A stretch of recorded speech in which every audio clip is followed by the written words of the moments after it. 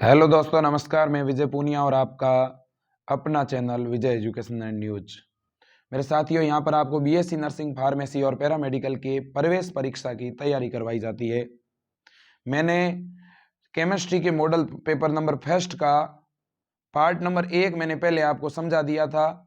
उसका वीडियो आपको जो है प्लेलिस्ट के अंदर पेपर सॉल्यूशन की प्लेलिस्ट में मिल जाएगा। और अब मैं आपको यहाँ समझा रहा हूँ पार्ट सेकंड, यानी इसके 20 प्रश्न हम पहले ही पढ़ चुके थे और अगले प्रश्नों को हम यहाँ पर देख रहे हैं। तो मेरे दोस्तों, 21वें प्रश्न से हम आगे बढ़ेंगे। तो देखिएगा, ये बहुत ही महत्वपूर्ण मेरे दोस्तों मॉडल पेपर है। यदि आपने ये मॉडल पेपर अभी तक नहीं लिए हैं तो आप तुरंत ये मॉडल पेपर लीजिएगा मेरे दोस्तों। और इन मॉडल पेपर के साथ और भी मैं बहुत सारे आकर्षक आपको ऑफर दे रहा हूं, कुछ और भी स्टडी मटेरियल आपको दे रहा हूं। तो जितने भी बच्चे ये मॉडल पेपर लेंगे, ठीक है, उनके लिए मैंने बहुत स्पेशल सोचा है एग्जाम की तैयारी करवाने को लेकर के। तो मेरे दोस्तों, उन्हें पूरी प्लेलिस्ट की एक लिंक भी भेज रहा हूं साथ ही साथ। तो 98287212 और 29 इस नंबर पे आपको 100 रुपये गूगल पे, फोन पे या पेटीएम करना है और फिर तुरंत इसी नंबर पे आपको व्हाट्सएप मैसेज करना है। जैसे ही आपका व्हाट्सएप मैसेज इस नंबर पे आ जाएगा, मैं आपके व्हाट्सएप नंबर पर तुरंत इन मॉडल पेपर की पीडीएफ भेज दूंगा। मेरे पास इस प्रकार के 15 मॉडल पेपर के सेट है मेरे दोस्तों, जो आपके एग्जाम में सिलेक्शन का आधार बनेंगे। और पिछले कई सालों से मैंने जो कठिन परिश्रम करके मॉडल पेपर बनाए हैं, इनसे लगातार प्रश्न आते हैं, क्योंकि मैं जो भी मॉडल पेपर बनाता हूं, मैं पिछले 10 सालों के पेपर का पूरा निचोड़ आपके सामने रखता हूं। तो 21वां प्रश्न है मेरे दोस्तों, सबसे पहले इसे करते हैं। है हुंस्टिकर अभिक्रिया कहां प्रयुक्त होती है? आप साथ ही साथ आंसर देते रहना। हुंस्टिकर अभिक्रिया कहां प्रयुक्त होती है? जल्दी कीजिएगा मेरे दोस्तों। एल्किल क्लोराइड बनाने में, एल्किल नाइट्रेट बनाने में, कीटोन बनाने में, कि अल्कोहल बनाने में? जल्दी कीजिएगा, जल्दी कीजिएगा। देखते हैं इसके आंसर को। इसका आंसर ऑप्शन ए यानी एल्किल क्लोराइड बनाने में। अगला प्रश्न है, एथिल ब्रोमाइड को एथिल एल्कोहल में बदल सकते हैं? एथिल ब्रोमाइड को अगर एथिल एल्कोहल में बदलना हो तो ऐसी परिस्थिति में कौन सी रिएक्शन इनमें से प्रमुख है? तनु HCl की जिंक के साथ अभिक्रिया, KOH के एल्कोहलिक विलयन के साथ उबालने पर नम सिल्वर ऑक्साइड की क्रिया, या फिर मेथेनॉल के साथ रिफ्लक्स करने पर? जल्दी बताइएगा। एथिल ब्रोमाइड को एथिल एल्कोहल में बदलना है। मेरे दोस्तों, इसने खुद ही एल्कोहल की बात की है, ठीक है। Very good, very good, option C is correct. इसके बाद में नेक्स्ट क्वेश्चन पे चलते हैं। नेक्स्ट क्वेश्चन है मेरे साथियों, तृतीयक ब्यूटाइल ब्रोमाइड की सोडियम मेथॉक्साइड के साथ अभिक्रिया कराने पर क्या बनता है? तृतीयक ब्यूटाइल ब्रोमाइड की सोडियम मेथॉक्साइड के साथ अभिक्रिया करवाने पर क्या बनता है? जल्दी बताइएगा, आंसर देते रहिएगा। वेरी गुड, वेरी गुड, शाबाश मेरे दोस्तों। ऑप्शन ए करेक्ट है, आइसोब्यूटाइलिन। यहाँ पे आपका ऑप्शन ए करेक्ट है, आइसोब्यूटाइलिन। इसके बाद में आगे चलते हैं। बहुत ही अच्छा प्रश्न है, बहुत ही बढ़िया प्रश्न है बहुलक से। और मैंने मेरे दोस्तों बहुलक का टॉपिक आपको पहले भी समझाया है और एक लाइव क्लास भी आपको 1-2 दिन में देने वाला हूँ। केमिस्ट्री का टॉपिक है, बहुत अच्छा टॉपिक है। इससे आपको 3 प्रश्न मिलेंगे टोटल बीएससी नर्सिंग में। सबसे ज्यादा प्रश्न इस पॉलीमर से ही मिलेंगे आपको। मेरे दोस्तों, प्राकृतिक रबर किसका बहुलक है? तो प्राकृतिक रबर किसका बहुलक है, जरा बताना। तो देखो, वाइनिल क्लोराइड का तो हो नहीं सकता। क्यों? क्योंकि वाइनिल क्लोराइड तो किसका है? पीवीसी का। भाई पॉलीविनाइल क्लोराइड जो है, ठीक है ना। अब सुनिएगा, तो विनाइल क्लोराइड अगर यहाँ पे आ जाए, मैं लिख देता हूँ विनाइल क्लोराइड, तो वो तो पीवीसी का हो गया। एथिलीन तो हो नहीं सकता, एक्रिलिन भी नहीं, एक्रोलिन भी नहीं हो सकता। तो मेरे दोस्तों, यहाँ होगा आइसोप्रीन। आपको पता ही है, प्राकृतिक रबर जो है वो एक प्रकार का पॉली आइसोप्रीन है। क्या है? पॉली आइसोप्रीन है। और इस पॉली आइसोप्रीन के मोनोमर को क्या बोलते हैं? आइसोप्रीन बोलते हैं। आप मुझे मेरे दोस्तों, आपसे एक MCQ पूछना चाहता हूं, आप अगर बता सकते हो तो। ये तो हो गया प्राकृतिक रबर। आप मुझे बताओ देखे 2 कृत्रिम रबर के एग्जाम्पल बताना, देखे 2 सिंथेटिक रबर के। जल्दी बताओ देखे, बताओ आपने। हाँ हाँ, very good, very good, very good. अरे क्या बात है, ब्यूना एन नाम सुना होगा, ब्यूना एस नाम सुना होगा, है ना। Very good. अब इसके बाद में अगला प्रश्न है, प्रोटीन की मुख्य संरचना का क्या लक्षण है? मेरे दोस्तों, प्रोटीन ये आपका बायोमोलिक्यूल से क्वेश्चन है और बायोमोलिक्यूल्स मैंने पहले भी पढ़ाया है। प्रोटीन किससे मिलकर बनता है मेरे दोस्तों? अमीनो एसिड से मिलकर बनता है। तो बहुत सारी जब अमीनो एसिड की यूनिट एक दूसरे से जुड़ती है तो उनके बीच में पेप्टाइड बॉन्ड बनता है और इस पूरी संरचना को हम पॉलीपेप्टाइड कहते हैं। तो इस पॉलीपेप्टाइड चेन के अंदर एमिनो अम्ल के बीच में पेप्टाइड बॉन्ड है और वास्तव में पेप्टाइड बॉन्ड कार्बन और नाइट्रोजन के बीच में बनता है। एक एमिनो अम्ल का जो कार्बन है दूसरे एमिनो अम्ल के नाइट्रोजन के साथ पेप्टाइड बॉन्ड बनाता है। तो यहाँ सही होगा पेप्टाइड बंध। इसके बाद में अगला प्रश्न है डेक्रोन। यह भी आपका प्रश्न किसके बारे में है? यह भी आपका पॉलीमर से पूछा गया प्रश्न है, बहुत ही बढ़िया। डेक्रोन किसका उदाहरण है? बताओ, पॉलिस्टर का है कि पॉली यूरेथेन का है कि पॉली एमाइड का है कि पॉली प्रोपाइलीन का है? तो ये प्रोपाइलीन तो नहीं हो सकता, पॉली यूरेथेन भी नहीं हो सकता। इन दोनों में से आपका आंसर होगा, बताओ कौन सा है? जल्दी करो देखें। Very good very good very good very good, option A. इसके बाद में निम्नलिखित में से किस बहुलक में नाइट्रोजन होता है? उस पॉलीमर का नाम बताना है जिसके अंदर नाइट्रोजन होता है। बताओ देखें, नाइट्रोजन किसके अंदर होता है? बताओ, पॉलीथीन में नाइट्रोजन होता है क्या? नहीं। एथीन में नाइट्रोजन कब से होने लगा? एथीन तो है CH2 डबल बॉन्ड CH2, तो इसमें तो होता नहीं। ठीक है ना। अब बात करते हैं नाइलॉन की। ठीक है, नाइलॉन में आपने एक नाइलॉन 6 पढ़ा था, ठीक है ना। जल्दी बताओ देखें। हेक्सामेथिलीन डाइएमीन एंड एडिपिक अम्ल, 6 कार्बन वाले हेक्सामेथिलीन डाइएमीन एंड एडिपिक अम्ल, ठीक है ना। यहाँ पर टेरिलीन में क्या होता है? टेरेप्थेलिक अम्ल, ठीक है ना। तो जल्दी बताओ देखें कौन सा होगा दोनों में से सही? Very very very good very good, nylon nylon, ठीक है ना। इसके बाद मेरे दोस्तों चलते हैं, निम्नलिखित में से कौन सा ताप सुनम्य बहुलक है? बता दो देखें। पॉलीथीन है कि मेलेमीन फार्मेल्डिहाइड है कि वल्किनीकृत रबर है कि बेकेलाइट है? वेरी गुड, शाबाश मेरे दोस्तों, बहुत सही बता रहे हैं आप, पॉलीथीन।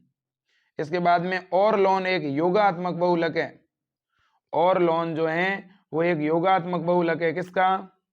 मेथेन का, एथिलीन का, वाइनिल साइनाइड का कि वाइनिल क्लोराइड का? बताओ देखें कौन सा होगा। और मैं तो इतना कह देता हूं, ए और बी में से होगा। बिल्कुल सही, वाइनिल साइनाइड का। मेरे दोस्तों, वाइनिल साइनाइड की यूनिट जब जुड़ती है ना तो बनता है पॉली वाइनिल साइनाइड, याद रख लेना, ठीक है ना। इसके बाद में आगे बढ़ते हैं, नाइलॉन। नाइलॉन को लेकर के क्या प्रश्न है? नाइलॉन के बारे में प्रश्न यह है मेरे दोस्तों कि ये क्या है स्पेसिफिक? पॉलीप्रोपिलीन है कि पॉलीएथिलीन है कि पॉलीएमाइड है कि पॉलीएस्टर है? जल्दी बताओ देखें, नाइलॉन क्या है? जल्दी बताइएगा। बिल्कुल सही मेरे दोस्तों, पॉलीएमाइड है। इसके बाद में निम्नलिखित में से कौन सा जैव बहुलक नहीं है? अब ये तो आप बड़े आराम से बता सकते हो। यानी ऐसी कौन सी चीज है जो इनमें से सजीवों के शरीर में नहीं होती? प्रोटीन तो होता है, सेलुलोज तो होता है ना घास फूस में, डीएनए तो हर एक जीव में होता है, लेकिन नाइलॉन ये तो एक कृत्रिम रेशा हो गया ना, सिंथेटिक फाइबर है, तो ये नहीं होता। ये ऑप्शन आपका डी करेक्ट होगा, ठीक है ना।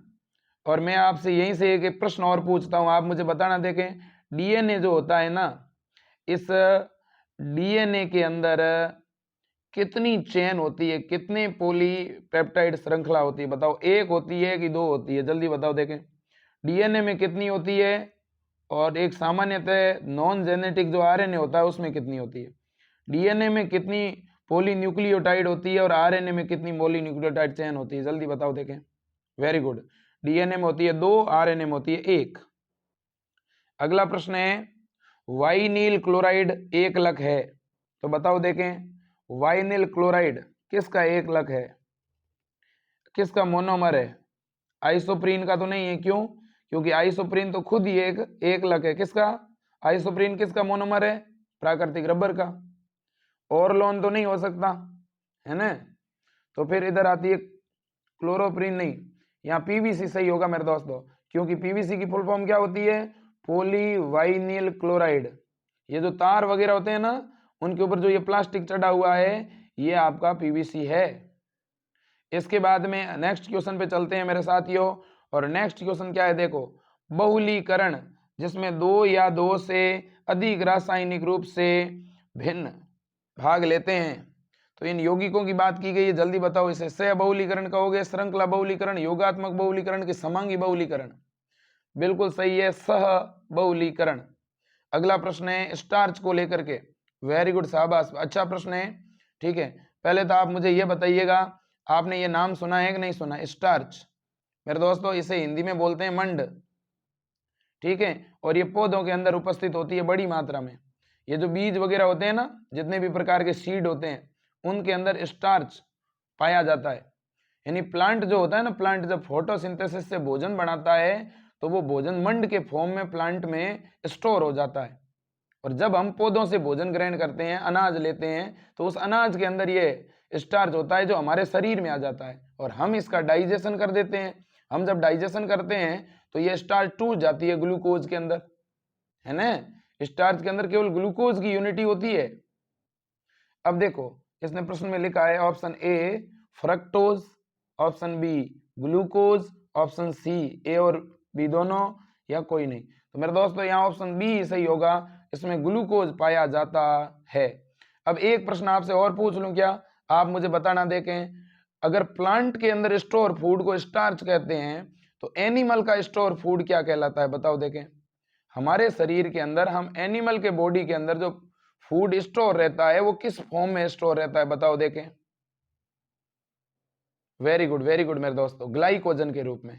किस रूप में, ग्लाइकोजन के रूप में स्टोर रहता है। किस रूप में स्टोर रहता है, ग्लाइकोजन के रूप में स्टोर रहता है। अगला प्रश्न है, ल्यूकास परीक्षण के द्वारा विभेद करते हैं, बताओ देखें। ल्यूकास परीक्षण के द्वारा आप किस में अंतर करते हैं, किस में विभेद करते हैं। यह आपके सामने ऑप्शन है, जल्दी बताओ देखें। पहला ऑप्शन है एल्किल और एल्काइन में, फिर एल्डिहाइड और कीटोन में, फिर 1 2 डिग्री एंड 3 डिग्री एमीन में, या फिर 1 2 एंड 3 डिग्री एल्कोहल में। वेरी गुड मेरे साथियों, ऑप्शन डी करेक्ट बता रहे हो आप लोग और आप बिल्कुल सही हो। इसके बाद में प्राथमिक एल्कोहल कौन सा है, बताओ इनमें से प्राइमरी एल्कोहल कौन सा है। वेरी गुड, शाबाश मेरे। तो पहला है butane 2 all, butane 1 all, propane 2 all और 2 3 डाई मेथिल हेक्सेन 4 ऑल। जल्दी बताओ देखें, इनमें प्राइमरी एल्कोहल है ब्यूटेन 1 ऑल। चलो अगला प्रश्न है मेरे दोस्तों, अगला प्रश्न है आपका और काफी महत्वपूर्ण प्रश्न है, RCOOH, ठीक है ना, की क्रिया करवाई और आपका एल्कोहल बना, तो अम्ल का एल्कोहल में अपचयन किस से प्रभावित होता है, ये आपको बताना है।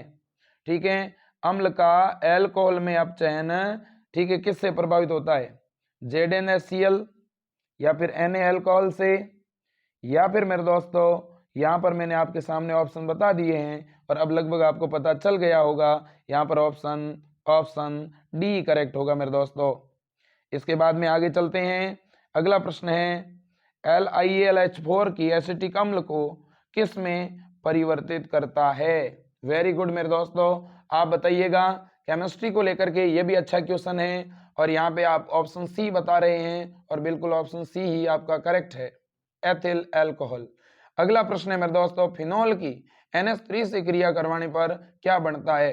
फिनॉल की NH3 से क्रिया करवाते हैं, अमोनिया से क्रिया करवाते हैं, तो क्या प्राप्त होता है, जल्दी बताइएगा मेरे साथियों। बिल्कुल वेरी गुड, शाबाश, ऑप्शन सी करेक्ट है, एनिलीन। अब मेरे दोस्तों एक बात आपके सामने रखना चाहता हूं, आप मुझे बेंजीन का फॉर्मूला बताओ देखें, बेंजीन का जल्दी बताओ देखें। ठीक है, एक और पूछता हूं, अमोनिया का फॉर्मूला बताइए देखें। और मुझे यह भी बताइए कि सबसे पहले प्रयोगशाला में कौन सा ऑर्गेनिक मटेरियल बना था, सबसे पहला कार्बनिक पदार्थ कौन सा था। अगला प्रश्न है, निम्न में से अत्यधिक अम्लीय है, सबसे ज्यादा अम्लीयता किसकी है इनमें से मेरे दोस्तों, पिक्रिक अम्ल की है कि डाई नाइट्रोफिनॉल की है कि नाइट्रोफिनॉल की है कि एम नाइट्रोफिनॉल की है, जल्दी बताओ देखें। Very good, option B correct है। और पिक्रिक अम्ल, मेथेनॉल किस प्रकार से बनाया जाता है, बताओ देखें। मेथेनॉल CH3OH, ठीक है। और मेरे दोस्तों नशा उत्पन्न करने वाला पदार्थ कौन सा है जो शराब और मदिरा में होता है, वो है एथेनॉल C2H5OH। तो बताओ देखें, एथेनॉल के भंजन द्वारा, सिरे के किण्वन द्वारा, जल्दी बताओ देखें कौन सा ऑप्शन करेक्ट होगा।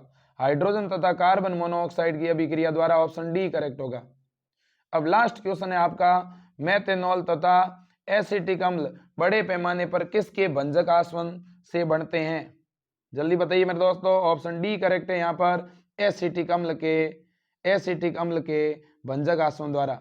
मेरे साथियों, बड़ी बात आपके साथ शेयर करना चाहता हूं, विजय एजुकेशन एंड न्यूज आपको पिछले काफी दिनों से लगातार बिल्कुल निःशुल्क तैयारी करवा रहा है मेरे साथियों, और आपका बहुत अच्छा प्यार मिल रहा है, बहुत अच्छा सपोर्ट मिल रहा है मेरे साथियों। मैं आपसे आग्रह करता हूं, अब आपके बहुत कम समय बचा है, 20-25 दिन का समय है, और आप इस मॉडल पेपर को जब भी देखें, 1 साल बाद, 2 साल बाद, कोई भी स्टूडेंट देखें, सभी से कहना चाहता हूं मेरे दोस्तों, आपसे निवेदन है, आप अपना करियर बनाने के लिए अपने टारगेट को फिक्स करके पढ़ाई के साथ किसी तरह का कोई समझौता नहीं करें, पढ़ाई के लिए कोई अदर विकल्प को नहीं देखें। आपके लिए एक विकल्प है, आपके लिए एक दोस्त है, आपकी किताबें, और उनसे दोस्ती करना सीखिएगा और बढ़िया जम के मेहनत कीजिएगा। अपने माता पिता की आंखों में अगर खुशी देखना चाहते हो, खुशी के आंसू देखना चाहते हो, उन्हें खुश करना चाहते हो, तो मेरे दोस्तों ये समय है, और बाकी तो टाइम निकल जाएगा और फिर पछतावे के अलावा और कुछ नहीं मिलेगा। प्राइवेट कॉलेजों में बड़ी भारी भरकम फीस भरने से कोई मतलब नहीं है मेरे दोस्तों। आपको केवल एक सीट चाहिए, और बीएससी नर्सिंग, फार्मेसी और पैरामेडिकल में बहुत सीटें, हजारों सीटें खाली पड़ी है मेरे दोस्तों, आपका इंतजार कर रही है। तो आज मेरे दोस्तों आग्रह करूंगा, और मैं ये भी कहूंगा कि 100 रुपए में मात्र मैं आपको इस तरह के 15 मॉडल पेपर दे रहा हूं, और आपसे आग्रह करता हूं आप सभी उन मॉडल पेपर को लीजिएगा, ठीक है, अपनी तैयारी को और बढ़िया कीजिएगा। और मॉडल पेपर लेने के लिए ये फोन नंबर है 9828721229। आप इसके ऊपर 100 रुपये गूगल पे, फोन पे या पेटीएम कर दीजिएगा, और आपको तुरंत मॉडल पेपर मिल जाएंगे, ठीक है। और यदि आप इस पे गूगल पे या फोन पे, पेटीएम नहीं कर पा रहे हो, नीचे में इंस्टा मोजो साइट की लिंक भी दे दूंगा, वहां से भी आप ऑनलाइन पेमेंट करके डाउनलोड कर सकते हो। तो मेरे दोस्तों आज इतना ही, लेकिन नीचे टेलीग्राम की लिंक को ज्वाइन करते हुए, वीडियो को शेयर करते हुए, चैनल को सब्सक्राइब करते हुए आगे बढ़ते हैं। जय हिंद, वंदे मातरम, भारत माता की जय। आपका दिन शुभ रहे, आपका स्वास्थ्य ठीक रहे।